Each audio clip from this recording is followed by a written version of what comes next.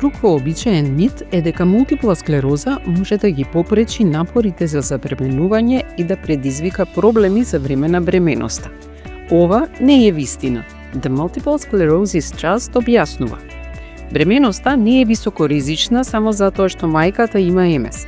Ако имате МС, немате поголем ризик за спонтан абортус или аномалии кај вашето бебе, отколку кај жена која нема МС.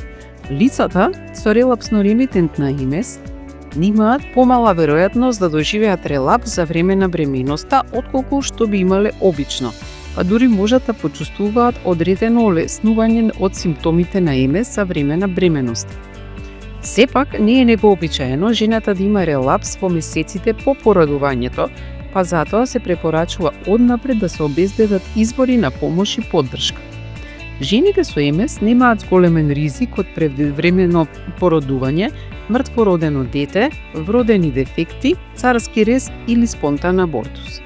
Во 2019 година Association of British Neurologists објави консензус за упатства за бременост кај лица со МС, од советување пред бременост до поспородилни совети.